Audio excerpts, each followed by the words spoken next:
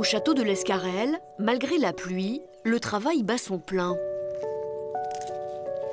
Dans cet écrin de nature de 1000 hectares, les vignes sont le centre de toutes les attentions, mais pas seulement. Ici, l'environnement reste l'un des critères les plus importants. La preuve, pas de désherbage. Les 50 dernières années, dans le vignoble varois, on a utilisé beaucoup d'insecticides. Et aujourd'hui, on n'utilise quasiment plus d'insecticides et on se rend compte que ça marche aussi bien.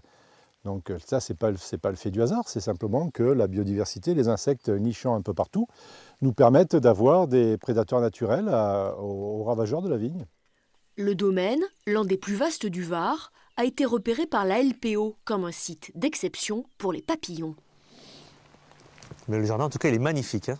L'exploitant a donc accepté d'y construire en partenariat avec l'association un potager pour ses insectes pollinisateurs, car chaque espèce de papillon a sa plante favorite.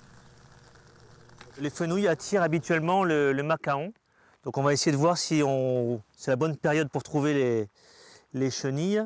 On a vraiment de la chance. On a un macaon qui s'est installé sur ce fenouil. Donc on voit les couleurs qui sont quand même très flashy, hein. Donc c'est pour aussi indiquer aux prédateurs qu'il n'est pas consommable.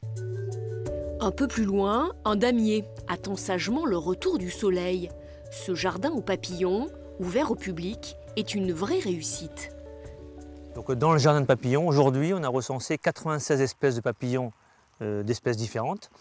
Et c'est à peu près 40% de ce qu'on peut voir en France. L'agriculture au cœur du parc de la Sainte-Baume, c'est aussi l'alimentation.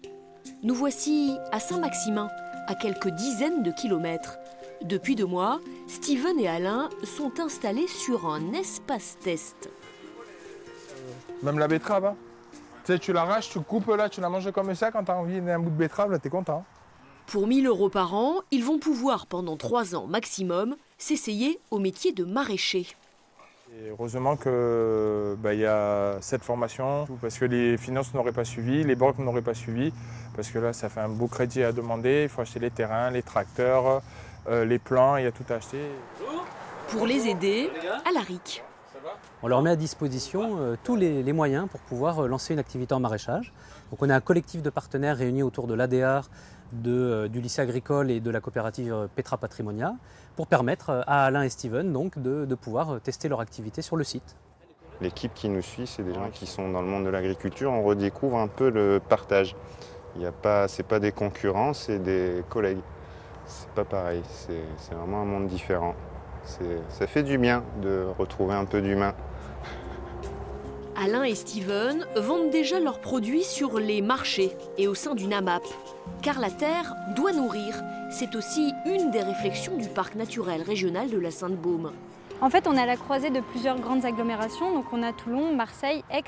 Donc ce qui fait qu'on a un équilibre à trouver. En fait, on a une pression urbaine qui est très importante. Et en même temps, on a aussi des bassins de consommation qui sont énormes. Donc on a une vraie demande pour une alimentation de qualité et aussi de proximité. Et pour aider le grand public, d'ici peu, un guide reprenant les territoires et leurs producteurs locaux sera mis au point par le parc.